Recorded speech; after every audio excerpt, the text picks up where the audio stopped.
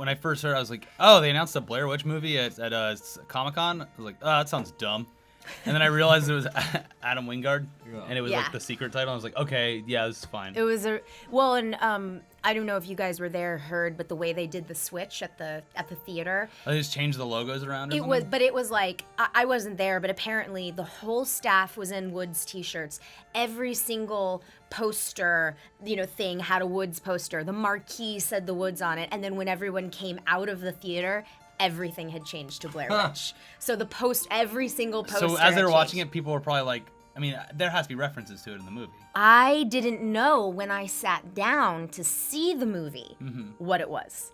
Oh, wow. So okay. I figured it out upon watching it, and I was like, oh. But you find out within the first 5 minutes. I mean, it is not something that, well, it's not a secret now anymore. That's anyway, right. So. Exactly. So, but it was crazy because I was like, there's like this little title card that comes up and says Burkittsville, Maryland, and you're like, oh, that's like Blair Witch. Cool. That's a fun little nod. Yeah. And then and then you keep going, and then you're like, oh, that says, oh, and it was like it slowly became more so obvious. There no like opening title? No, there wasn't when I I saw saw it. it. Yeah, there was nothing. There might be now. Well, I mean, because also it's in that style of Blair Witch. It is found footage, which normally I find tiresome, but this I didn't at all, and so they want you to believe that it's kind of like. But then at the end it says directed by Adam Wingard, so there are end credits. I'm really excited to see it. Well, that's the intro to the podcast because that's a great description that has no spoilers and still gets me excited. Yeah.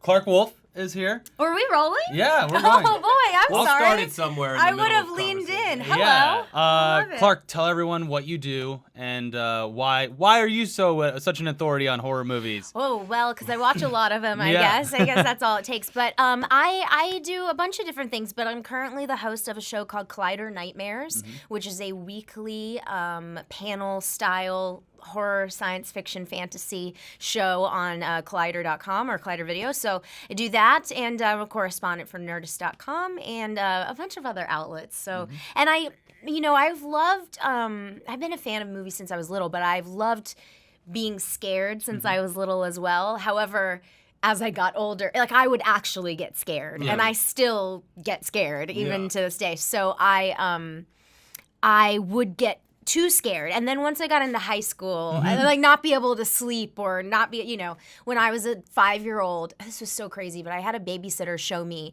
the miniseries Stephen King's It. Yeah. And so I was like just scarred forever. And which is funny because if you look at it now as an adult, not as scary. No. But I remember being terrified by that as a kid. Because Tim Curry, I think, is still obviously terrifying. But yeah, I just showers. I was so scared because there's a scene, and did you see the news recently? It was like over the weekend there was a post about it, about like there was reports of a clown that was trying to like lure kids into the woods in South Carolina or something like that. Every year there's some clowns out there. Well, they had that one town where there's just like the clowns with the balloons just hanging out in the dark.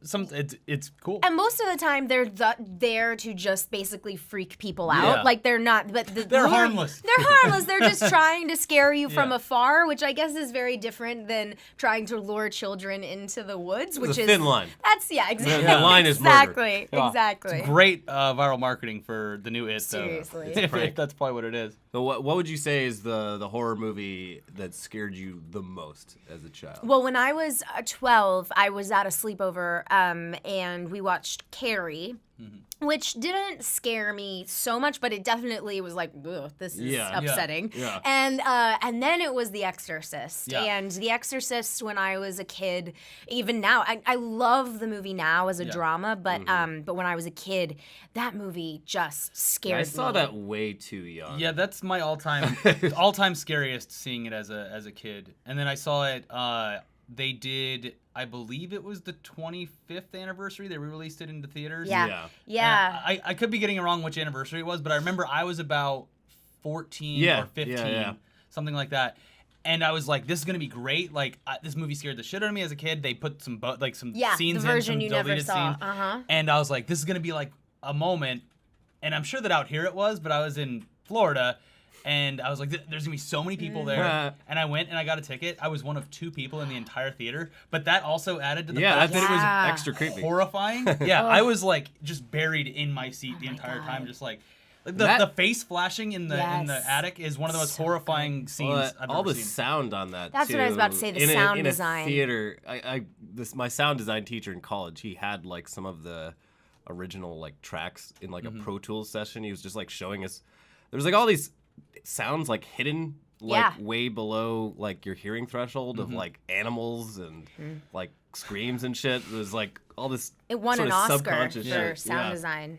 But, I think that version also had like deleted scenes added to it as Yeah, well. there's the spider walk. That one's the big one that everyone like. Yep, talked about. and then there's more. You're right, more flashes, more images of the demon. But yeah, to this day, if that movie comes on IFC or something, like I just have to watch it. Yeah. I'm so spellbound by it, and I think the older I get, the more I appreciate it as a drama. I really think that that's why that movie's endured. Like, yes, obviously the practical effects are fabulous, and so much of it was real. Like, the legend is he broke Ellen Burstyn's back on pulling her too hard, and they kept the set at 20 degrees, so the breath is real. And so I think just the stories from the set are just horrible. Crazy. William Friedkin is a lunatic.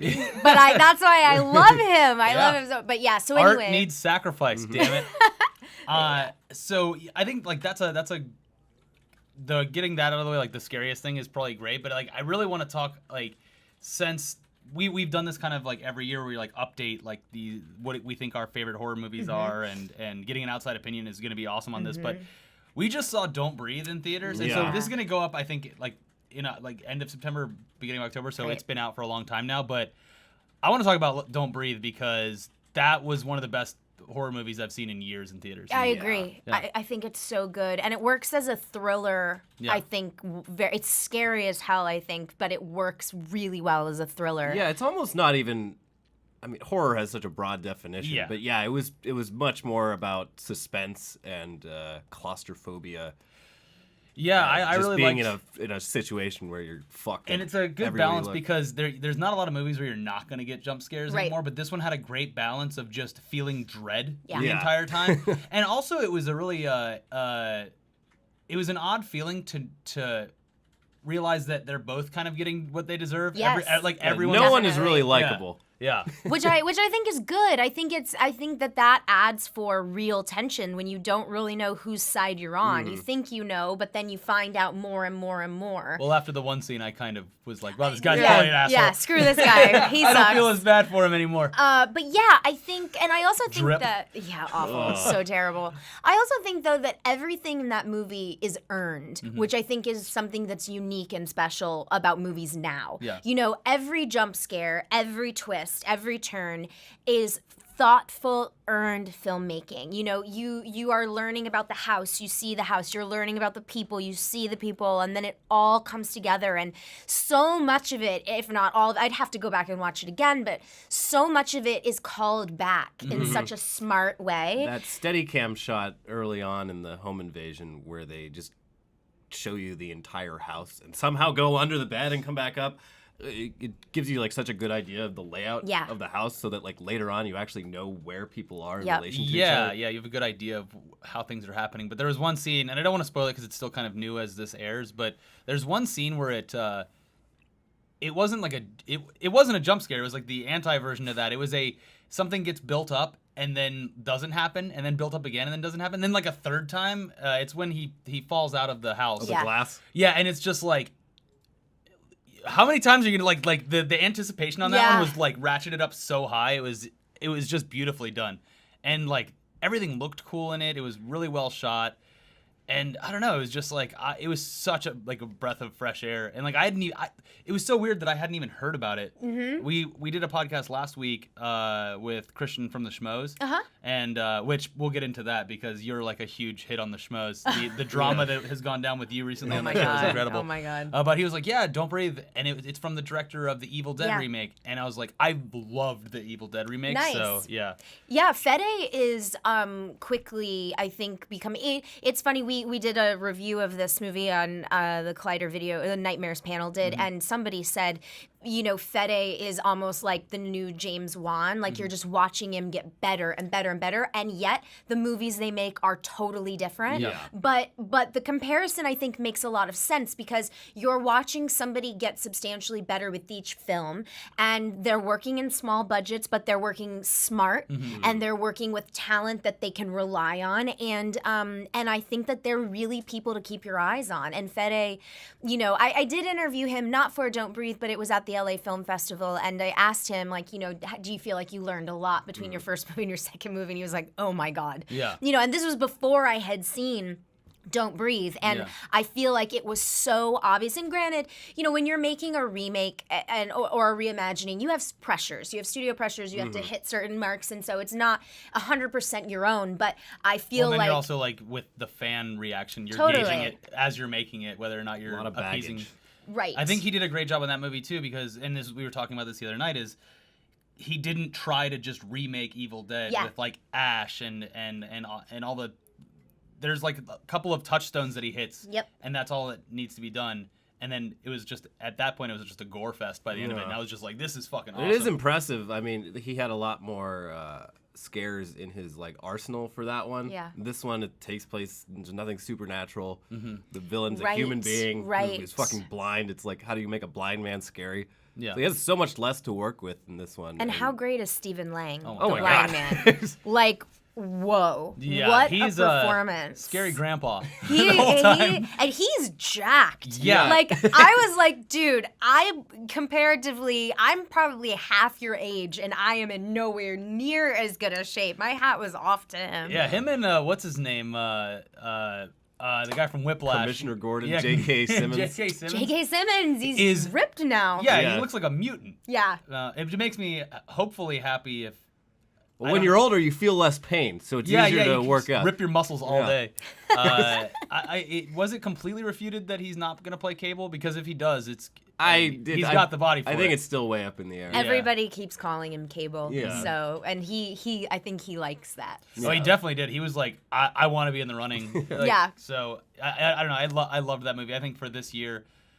So, I mean, it's a hard question, but like, for this Halloween season, what do you think? Don't Breathe or Blair Witch? Which one did you like more? Well, for me, first of all, this has been a great year for studio horror. I mean, honestly, I think everybody would agree between Lights Out, Don't Breathe, Blair Witch, The Conjuring. There have been a lot of great studio horror films, which is really exciting. And for me, Don't Breathe is my favorite that I've seen this year. I think Blair Witch is the scariest. Okay. And I really enjoyed seeing Lights Out with a crowd. I thought the movie was very smart as well. And The Conjuring had some incredible set pieces. Like James just blows my mind with how good he is, and while I think The Conjuring 2 had a bit of excess in it, like I would have made some cuts, I think there are some sequences that are just fantastic. So it's been a great year for horror fans. And that's just movies, by the way. Would you consider Green Room to be a horror movie? Well, it played Fantastic I put Fest. that on here, yeah. Yeah, I think you could. I really do. That movie scared me on like a much deeper level than a lot of horror movies, because I'm like, this feels very real. Yeah. Like, this is terrifying, because what do you do when you're stuck in a place where everyone's trying to murder you? And I forgot about The Witch. And the only reason I forgot about The Witch is because... I haven't seen that yet. I want to. I've heard amazing things about it. It's pretty weird. I think it's... I liked it. I will say, because I had seen it. I saw it last year, and that's why I forgot to mention it in 2016. But I think The Witch gets better with a repeat viewing. Well, because it's hard to even understand what they're saying. Honestly, the English is so weird. It is. It absolutely is. You're absolutely right. And I think too, it's a patient movie. It's unattractive in a lot of ways, but it's beautiful in a lot of ways. And but the performances are really great. It is slow, so I'm not. And look, because I've talked to some people who have said, it didn't really do it for me the way that everybody said it would. And to be honest with you, the first time I saw it with no fanfare, no trailer, I watched a screener of it essentially last year. And I was like, okay, like when I finished, I thought, could have used more witch, maybe. But then I saw it a second time. And the second time I saw it, I was just like, whoa. Yeah. I mean, you pick up so much more. Did you see it in theater a second time? I did. Yeah. you have to see horror movies in the theater if you're gonna really get the full experience, because I just saw this year, I finally saw Babadook. Yes. And I heard amazing things about it, and it was really terrifying, and I really liked it as a movie, but the whole time I was watching it at my house, I was just like, I wish I had seen this in the theaters, because like it would have just been so intense in theaters. I am so glad you said that, because so when I saw the trailer for the Babadook, I was like, I have to see this movie. And so just the audio, like the so in the this theater would have been amazing. This is the thing, is that I corresponded with, the reps or whatever. They sent me a screener, I watched it, and I was like, great. And I watched it and I was like, this is a great movie. It's undeniable. And I really like this, but I'm not feeling it. Then it came out in theaters, and I took a friend to see it in the theater.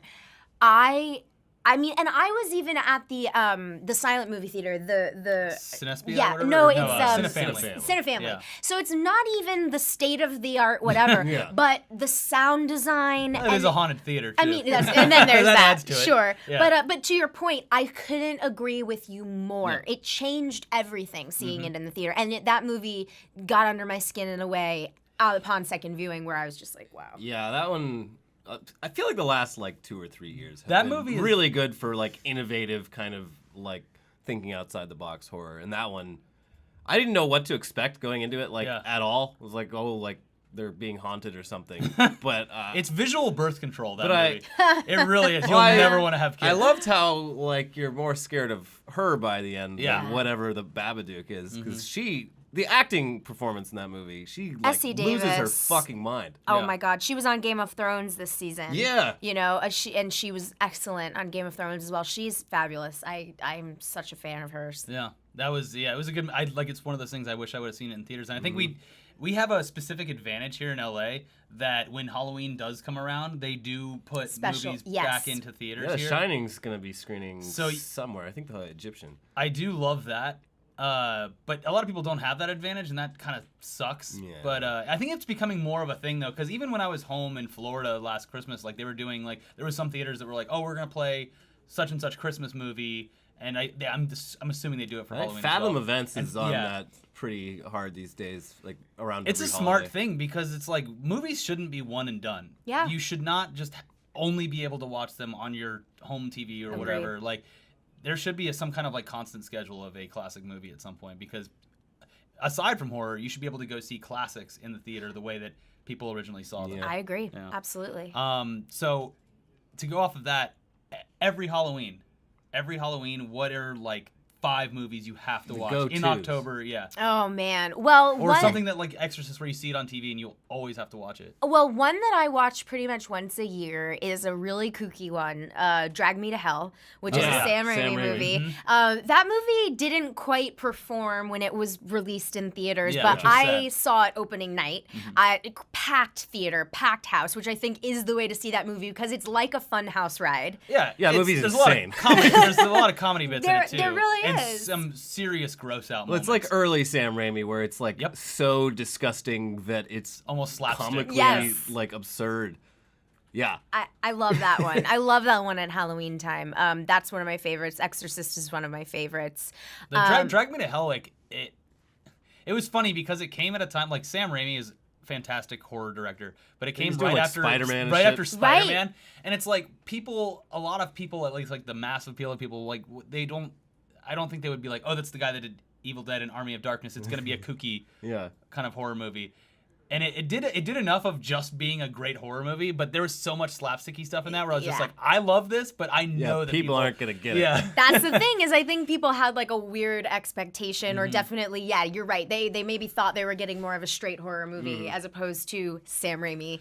We talked about it on one of the episodes we did, I think 2 years ago, about how great it was. Section. The comment was like, not even scary. I watched it. That movie sucked. Yes. Like, no, you're watching it wrong. Yeah, exactly. That's a good way to put it, though. Another one that I love is I just watched it actually in the cemetery is Poltergeist, the original Poltergeist. I think what's interesting about that, and I don't know about you guys, but when I was growing up, Poltergeist was on TV all of the time. You know, and so that's sort of how I watched it. And Every Saturday afternoon, there was like always some horror movie on like TNT. On TNT and TBS, you're right. And so I grew up watching it with commercials. And then when I got, it was released in a re-release a few years ago, and I saw it in the theater, uninterrupted, and I was like, holy crap, this movie is intense, and it holds up so well. And I have to say, when I saw it in the cemetery last weekend, people had not seen it in my group, or if they had, they saw it when they were kids, and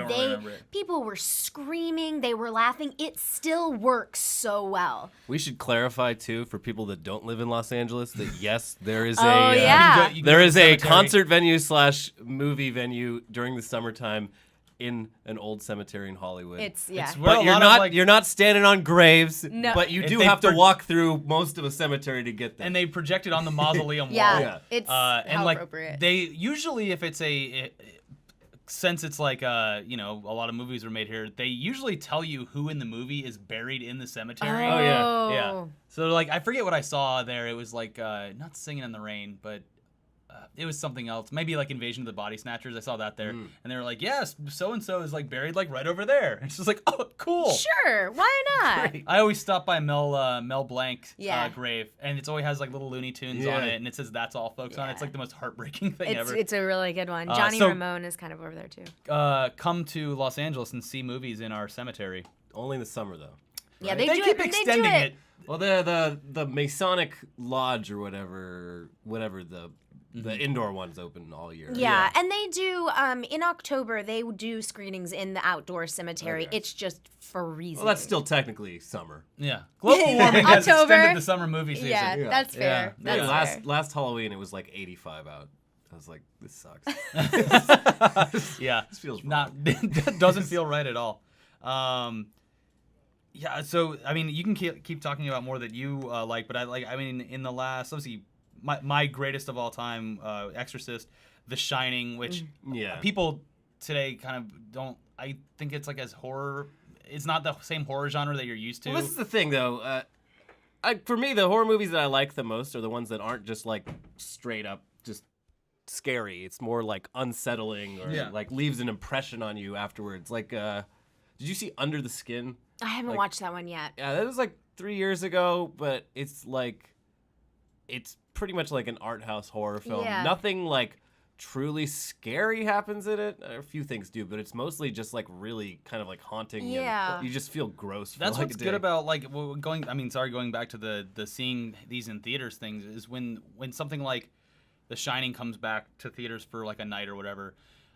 A lot of classic horror movies or thrillers or whatever, like they're really going to test the patience of a lot of people, like younger people these days, because they're used to like the straight up 90-minute hard cut jump scare, really intense type stuff. And like when you have to like, if you put on a horror movie, like even like the other one that I wrote down was Event Horizon. Oh yeah, like you put Event Horizon on in your house, and it's just like it's impossible to not just like drift out of it every once in a while or something. And like that's a movie where you have to pay attention the entire time to fully like realize how terrifying that movie is. Yeah, I think you're right. And also, I deal with this on my show Nightmares all the time. The reason it's not called horror talk or it's because I refer to it as genre. Genre is horror, science fiction, fantasy, and all of these things blend. Yeah. Like Event Horizon is like a science fiction horror movie. Okay. But what constitutes horror? A lot of, to your point a little earlier, I think what happened was in the 1980s when slasher movies became so predominant and just took over the VHS market, and of course Siskel and Ebert had this whole thing of like campaign against slasher movies and horror movies.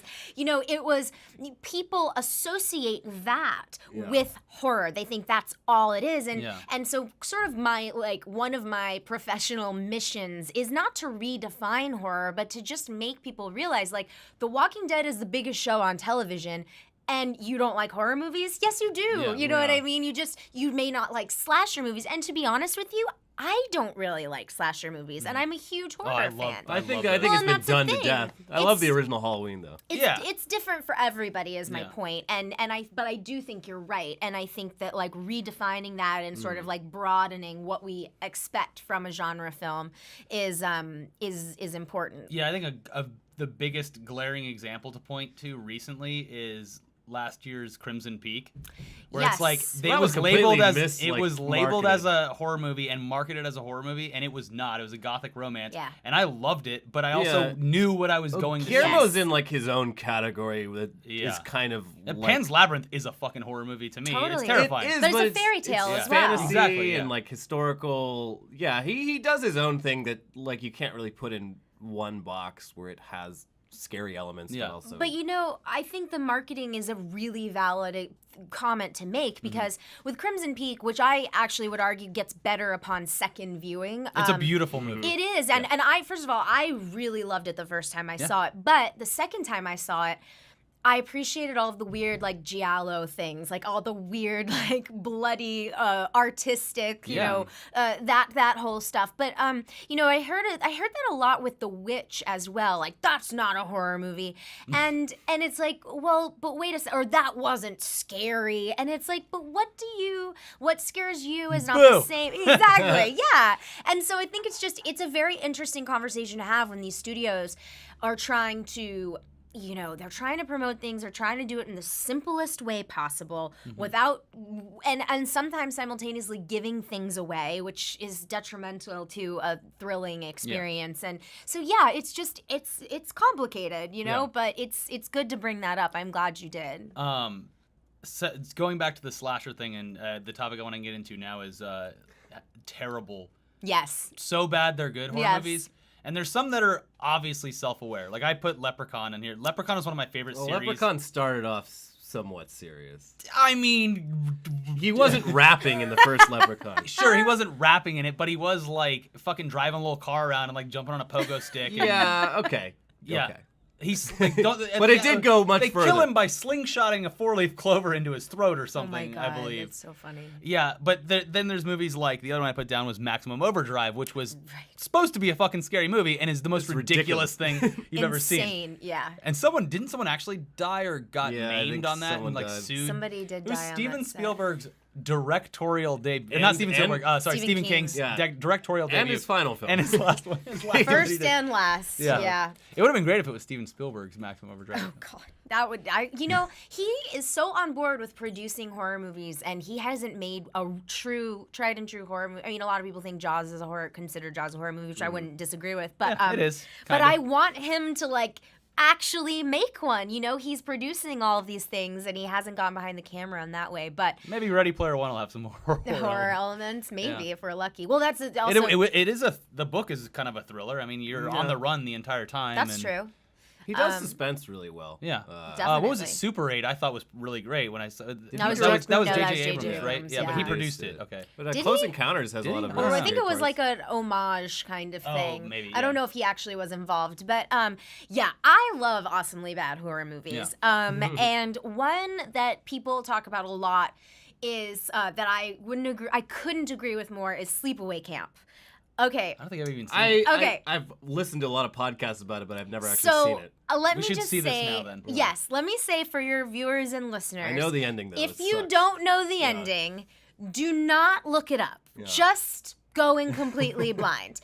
What I will say is if you do know the ending, which I did, but I had never seen the movie until about 2 years ago. Okay. And I got it on Blu-ray, and I was like, okay, because I was interviewing the director for something. Okay, fine, whatever. I've heard about this crazy movie. It's going to be a dumb, 80s slasher movie, and with this crazy twist ending. This movie is insane. Top to bottom, front to back. Can you curse on this? Yeah. Batshit fucking crazy. I feel like if I watch it, I'm gonna see the ending and it's gonna be like, oh, I've seen that on YouTube or something. You probably will, but guess what? The whole movie is crazy. So the ending, if you don't know it, it's like, okay, wow, that's insane. But if you do know it, you still have 85 minutes of insanity. Yeah. This movie is just, but I love it. It's fun. Bad. Oh, it is so bad. Yeah. I mean, I can't, the opening scene even, my jaw was on the floor and I was like, this is amazing. And so what did you say to the director after that? I tried. Okay, so I tried to kind of I don't know, oh, this movie has such a legacy, like this is one of the most, and when I spoke with him, did not have much of a sense of irony or he took it very seriously, which as he should, rightful, fine. It's his brainchild, but guys, watch Sleepaway Camp. It is insane. It is so insane. Is it on Netflix?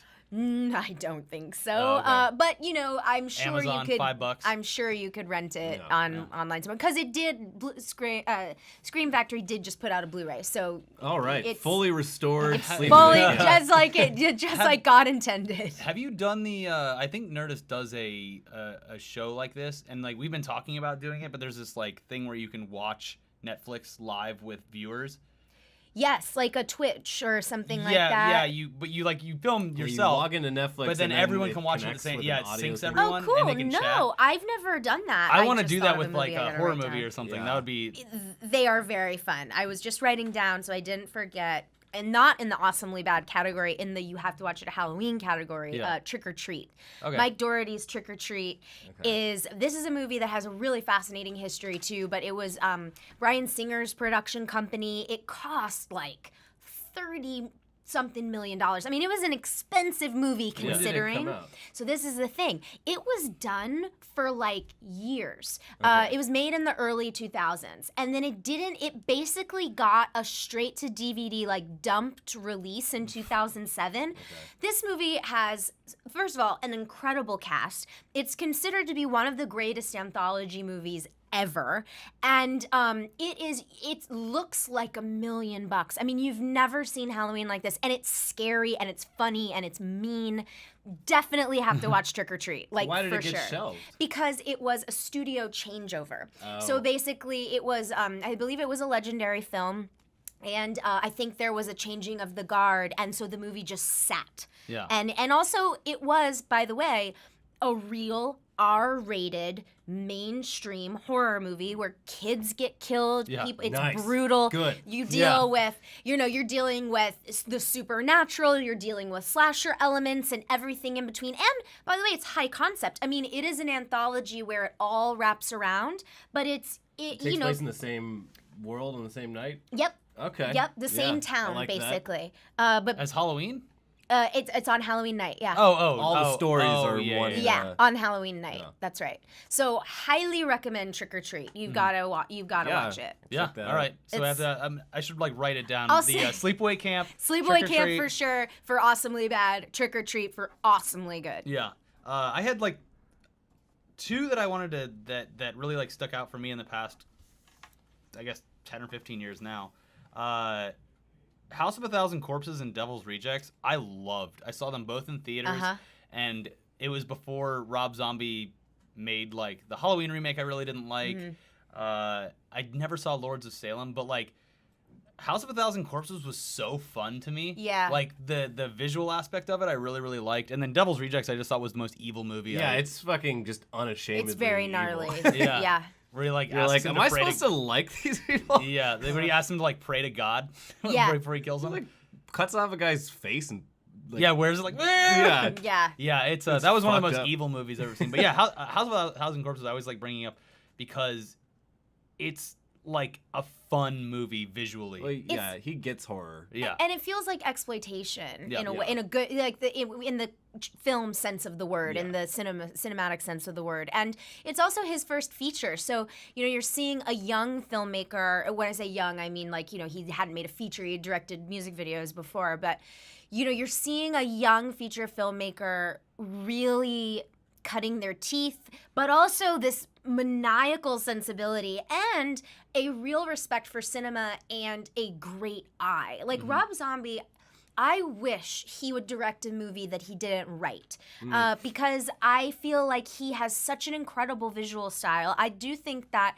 his actors that he chooses, there's something about them that's very unique. I like a lot of things about some of his movies, but there's always, like for instance, Devil's Rejects. I rewatched it recently, and I didn't like it in the first place, and then I rewatched it, and I was like, I don't like these people. These people are just like pure evil. It was evil, yeah. Sure, but there's some people who love that. Yeah, I enjoyed it when I saw it, but it was just because I was like, this is extreme. Like, this is really pushing the boundary of what could even be acceptable as I feel the same way about the Hills Have Eyes remake. Literally, what that movie, I was just like, holy shit! That's the one that I put on directly above that. Terrible things under are the happening. Pure evil category. So, Hills Have Eyes remake is in my top 5 favorite horror movies of all time. That movie like fucking ruined my day. I love it. It made me really sad. Yeah. It made me really sad. But you know what? I think it should. Yeah. Because that movie, I mean, we don't have to get into all of it, but like most of the bad shit happens within the first 25 minutes. Well, and keep in mind, like this is so people always ask me like, why do you love horror movies? How can you? Because it's such a divisive genre. And for me, what's exciting about horror, science fiction, and fantasy is often that it's an allegory for what's going on in the world. You know, what you're afraid of, what a culture is afraid of is very telling about where we are. Yeah. And in 2007, when Hills Have Eyes came out, you have Alex Aja, who is a French director. And so this is post-Freedom Fries and Freedom Toast here in America. And he gets to destroy some middle-class family. And what you have, though, is you have a bunch of people who live in the desert, who the military had really fucked up their lives. And here comes an all-American family, and they take a little bit of revenge. What does that sound like in 2007 when we were at war and when we were doing all of these things? Now, I'm not here to talk about politics, but I am here to say that horror is in the tradition of always, whether it's Wes Craven or George Romero or going back even further than that, it always has something to say. Well, not always, but a lot of times it does. It's good when it does. And I think that this is, if you rewatch that movie, there's a whole scene cut to the Star Spangled Banner where a mutant gets an American flag shoved into his head. Yeah. Like, this is not subtle, and that's kind of why I love it. I don't know if I can, like, I might try to rewatch it one day, but it really made me sad. Yeah, like there was upsetting. the scene, it's upsetting the scene where the family watches the dad burn to death. Well, is and one then of the most after horrifying that, things I've ever seen. Okay, well the rest of them are gonna have to and then most of the rest of them all get killed. There's like horrible, I can't remember correctly what ways. happens, but there's a scene with a baby in a trailer. Very upsetting, like rape scene. A woman and gets shot in the upsetting. head and then comes back to life like barely with it's upsetting. Like don't get me wrong, this is an upsetting movie, but I do think that it is a fabulous horror movie. Yeah, it was really well done. It really did the trick. Wasn't there? Was it that one or the sequel where they put him in the porta potty? That's the sequel, which is that one was pretty gross. Down. It wasn't great, but there was a scene where they like lacerated this guy like all over his body and then shoved him into the bottom of a porta potty. It was disgusting. Yeah. Like it was truly disgusting. And a big letdown as compared to the first one. But speaking of, so you asked about those awesomely bad horror movies, and Alex Aja, who made Hills Have Eyes and High Tension and a ton of other things. High Tension's great too. He directed a movie called Piranha 3D.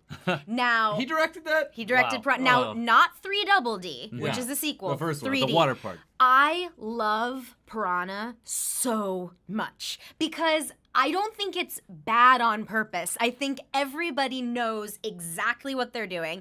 He knew it was going to be out in 3D. So you see the boobs bouncing in 3D. It takes place at spring break. You see Eli Roth get devoured, like blood going everywhere. I mean, and it's funny. To me, I just can't say enough good things about Piranha 3D. So I think it's like in that, for me, it is in that. It definitely knows what kind of movie it's trying to be. That's right. Yeah. When you see a dismembered penis floating in the water. Oh my God, that's right. Yes. So good. The one thing I actually don't like is the Eli Roth like Hostel and the torture porn. See, I can't watch that.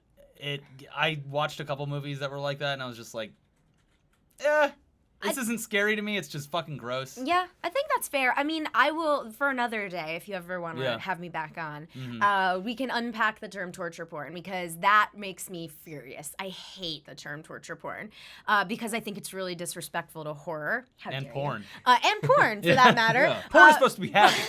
But I don't like the term that much either. No. Because it's like kind of catch-all for a lot of different things. And that, I think it gets misused. You were using it, I think, correctly, but regardless, Hostel I love. Hostel I love, Saw I love, and The Hills Have Eyes I love. Yeah. The first Saw was good. But the other stuff Saw became one of those things where it's like, it's Halloween, I'll go see another Saw movie. I was fine with it. I was like, cool, let's see some new traps. I think that's what they wanted, too. Very clever. That's it, yeah. I was fine with it. You're getting a new Saw movie. Good. Wait, who's directing it? Oh, boy. I forget their Rob Zombie. name. Yeah, Rob Zombie's Saw. Yeah. I think that's every movie. Who's but, even the villain at this point? well, I think it's the Legacy. Cause he Saw Legacy. died. He died, and then the girl took over. Or I can't. Yeah, it all remember. mashes together at some point. Right, There's too but many of them. I think with Hostel. I Yeah. love the first Hostel. A lot of people like the second one. I like the end of the second one, but I do think, and again, we could some other time we could get into this, but I do think, similar to the Hills Have Eyes argument, there is a lot to be said for if you go back and rewatch Hostel now, which actually I did recently, and you really don't see all that much. It's like this incredible mind trick. It's the same with Saw. Like, you think you see stuff, and the posters are so disturbing and upsetting, and you hear Eli Roth and you hear torture, and your mind does all of the work. But honestly, it's surprising how little you see. But there is a lot to be said for the time and place that movie came out and what happens in the movie, whether it's about human trafficking, whether it's about Americans going over to Europe and behaving a certain way. There's Ryan Lochte going down in Brazil, right? fucking everything up. I mean, it's true though. It's not far In off. a similar vein, did you see the Green Inferno? Yeah, Green Inferno. Very similar. I was surprised how little gore and violence there was compared to what I'd been hearing about for like a year. There's some pretty fucked up shit in it, but the movie's mostly kind of like this weird allegory for like privileged white people like thinking they're helping the world when they're not. Yeah. No, I didn't see it because Slacktivism. I wanted to see that movie. You then can it see came- the gore cut on YouTube, and it's literally like 5 minutes long. Yeah. Out of a 90-minute movie. Well, that was like, who was it the other day? It was like all movies are like that. Like the other day, someone was talking about how if you watch Home Alone again, like the scene where they are actually like where he's fucking them up in the house is like 6 minutes long. Yeah. In the entire movie. Yeah. But yeah, Green Inferno is just like, I've already seen this, and I've seen the best version of this with Cannibal Holocaust. Yeah. The Cannibal Holocaust, I saw that which is the opposite of in the theater, but I saw it in the way that I think is perfect. I downloaded it off like Kazaa or something. Oh, nice. And I was just like, I think at the time I was like on a bunch of like forums trying to like, what's the most fucked up movie? I want to see the most fucked up movie, and it was like CannibalHolocaust.wmv, and so I downloaded it in like just midday in my room after school, just sat back and watched it on my computer, and was just like, it felt like I was like, I should delete this. Yeah, on like my you're drive. seeing something you shouldn't Yeah, be That watching. movie's fucked up. Especially Yeah. with Well, like, there's real reasons. actual it's like fucked up. Exactly. animals being Yeah. killed and shit. They're like, we fucked up the shot of killing the monkey. Let's just grab another monkey Let's and just kill grab it. a Again. Yeah. 100-year-old turtle out of this river and It's chop kind it of open. similar with oh my God, not Day of the Woman. That's what it was originally called. I Spit on Your Grave. The original, not the remakes. Like I started the original film, which is a very controversial movie, and I haven't seen it, but I know the basic. yeah, and like premise of it. I've got about 20 minutes in, and I was like, you know what?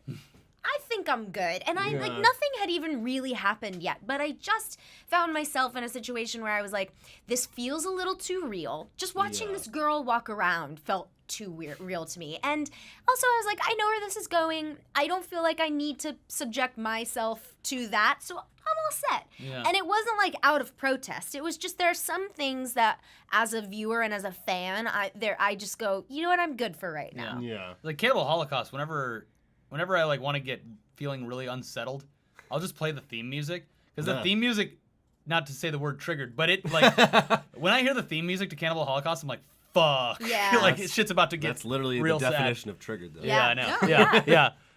But yeah, it's a weird path to take, because like you're saying with how broad the genre is. We've covered like pure evil, like disturbing, and then like there's a lot of fun horror movies and stuff like that. The ones like I wrote down some ones that were recent that I wanted to make sure that I got out, and there's one that a lot of people didn't like. I really liked it because for one reason, like it's insanely claustrophobic, and that was As Above, So Below. Not a great movie overall, but the scenes where they're actually there, like feeling that claustrophobic and knowing that they can't find their way out, it was like it made me feel some kind of way. I felt like it was a missed opportunity. Oh, for sure. It definitely didn't turn They out the could way I have wanted. done a lot more with what Sure. Yeah. But there were like a lot of cool scenes in that movie that I really liked. And then Bone Tomahawk was the other one that I wanted to make sure that I wrote. Yeah. I still haven't seen What really? Yeah. What was your verdict on Bone Tomahawk? I really loved it. You didn't like it? I liked the last 30 minutes. Yeah. But it was a little too long for me. I thought the pacing was great just because there was a lot of good humor in what led up to it. A lot of the humor didn't land for me either. Okay. There was just something about that. But I would argue it's actually more of a Western than anything. No, it is. But and it's funny that everybody was like billed it as, oh, it's this horror Western starring like the last Kurt 30 Russell. minutes are the last 30 minutes, but everything else you're just like, yeah, okay. But that final sequence, which is worth seeing, and also for the record, I think it's worth seeing in context. Like you could easily YouTube Bone Tomahawk and watch the gross parts, but I think that the payoff is like worth it. But that was That's why I liked it, because it was for me it was a good Western, and then just was like full speed. Yeah. For the last 30 minutes, and some of the most disturbing scenes. I don't think I've seen an effect like that. Yeah. I don't think I've seen one. Like, I was really and truly like, this is something I've never seen before. Yeah. You should see that. You write that down. In a movie where Kurt Russell is, I'm sure there are a million films where you could see something just as brutal, but in a movie where it's a room of Matthew Fox, Kurt Russell, Patrick Wilson, and they're watching this happen, you're just kind of like, wow, this is a thing. This is sure. You're gonna love thing. the crotchety old man that just keeps making jokes the entire time. He's great, him? Richard. Richard Jenkins? Yeah, I love Richard Jenkins. Yeah. You're gonna love him then. All right. All he does is provide comic relief the entire time. Yeah. Good. And he's just like he makes his way I'm coming with you guys. Just fuck, okay. That one was great. Were there any other ones that you wanted to hit before? Like if you had to tell someone to watch, you've done a good job of just telling us something that we have to watch. Something weird that is a small film that got a lot of praise is that I think is really great is Starry Eyes. Have you guys seen Starry Eyes? Who made that? Dennis Widmeyer and Kevin Cloche. So they are young. They're new director. Well, they're. That was their first narrative feature, I believe. They had made a documentary before that. But it's on Netflix Instant. You can stream it. Basically, it was 2014 that it came out, and it was that and Babadook that were always tied for best horror movie of the year. And it's about a girl in LA who's an actress, and it's about the lengths she will go to, for her career. I know that sounds like a bit of a trite premise, but it is. It is done in a way and gets to a point where you're just like, what? Yeah. There are more than just the traditional elements that you would assume that come along with that. Well, that's when a horror movie is great, it takes that played out scenario and does it really well. Yeah. And that's the Evil Dead remake is a great. Sure. I mean, not to say that Cabin in the Woods was a great movie, but as the genre of Cabin in the Woods type horror, or I think Evil Dead really changed things and did something fresh for that, so I liked it a lot. Yeah, it's like the same way 28 Days Later completely zombies added new life to the whole zombie Walking Dead genre. I loved the Dawn of the Dead remake too. Oh, it's so good. My favorite. Because they made I was like, that was at a time where I was like, cool, zombies can run fast as fuck now, and this is a great. Yeah, and that one just James Gunn, just great mix of comedy and horror. Definitely. And I think Zack Snyder's direction is great. Yeah, James Gunn wrote it. That's right. And so two that are a little goofy, that are fun, that are one is Orphan. Have you guys seen Orphan? No. I've seen the trailer for it. I didn't go see it though. It's crazy. Yeah. It's crazy. But I think you have to go into it with that how did this get made mindset. Okay. Because it's just when obviously I won't spoil anything, but when we get to the end, it's not even the reveal that is so fucking crazy. It's what happens before that, especially with this adoptive dad played by Peter Skarsgård. There's a scene. One day we'll talk about it more. But anyway, I just think once we see it. Yeah, it's crazy. And then the other thing I wanted to give props to, which I believe is streaming on Netflix as well, is a movie called Dead Silence. And now this is James Wan and Lee Winnell. It's their follow-up to Saw.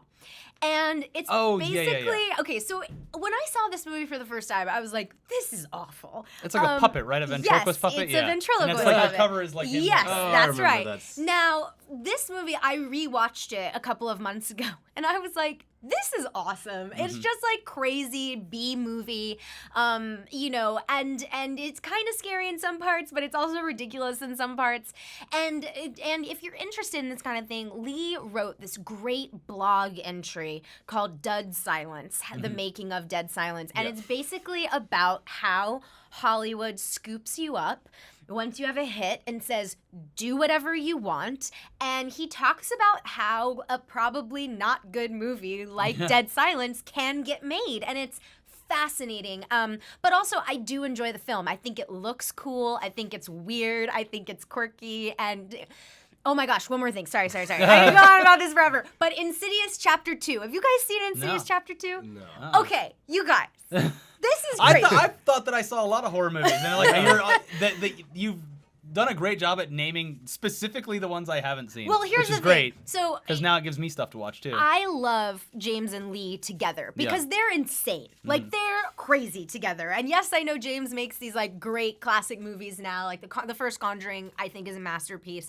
But Insidious, it's like they're the guys who made Saw, and then they make this not so great movie called Dead Silence. But here comes Insidious. They've got Patrick Wilson and Rose Byrne, and it's like this straight horror movie for 2/3 of it, and then the last one goes crazy, right? Because we get into the further, and the further is like insane, right? Yeah. Okay, Insidious Chapter 2 is like all the further, and there are twists in this movie where I just was like, how is this happening?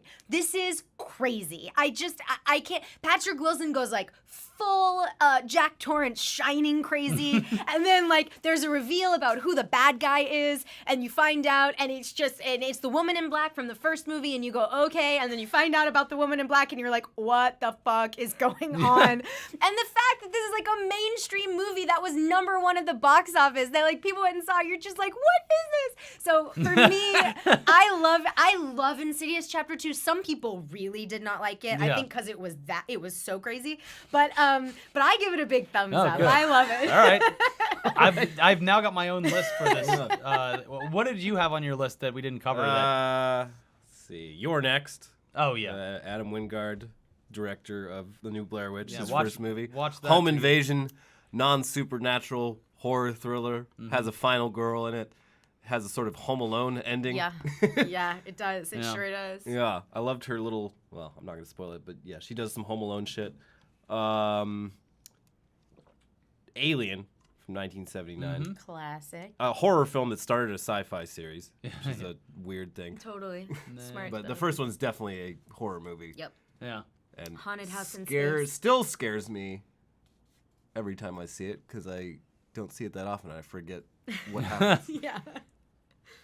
Alien's a good one. Yeah, I think we covered everything. Jaws else. we talked about. Oh, It Follows. It Follows. That's a great modern one. It Follows was a. You didn't like Really? it? No, I liked it a lot. I was on the not. There side. was a lot of parts of it that started not making sense with, like, they had built this universe. It makes no no sense by the sort of end. believe things, and then you're just like, but then why this? Yeah. And there's a lot of like things in it that felt like we were like, oh, well, we can't really like do this the way we want to, so we'll just like make the thing able to do this too. Yeah. Because we need to move the movie forward. Rule breaking. They break a lot of rules in I it. felt like it was more of As a thriller. It had a lot more like fantasy to it than it seemed to have.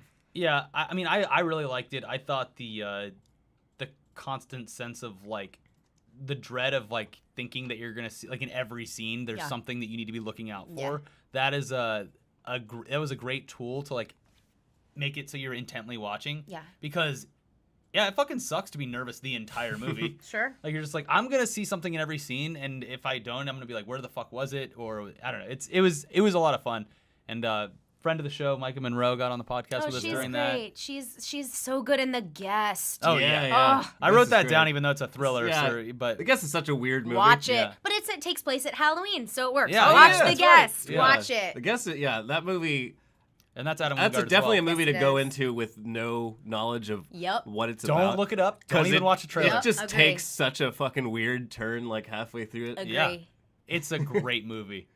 It might be one of my favorites, like, of this decade by the end of it. It was my favorite movie of that year. Oh, for sure, Hands down. I just loved it. And I love the soundtrack. It's so emo goth. Oh, yeah. So I own it goth on and, like, whiny. I own it on vinyl. I got That's the Mondo awesome. one, yeah. That's nice. Yeah. Great movie. Yeah. Well, this was fun. Good. We all have homework. Yes. There's so many horror movies Yeah. that I have to watch now. When I was looking up stuff on this, I was like, I'm going to go through the past, like, 4 years and pick out what I really liked.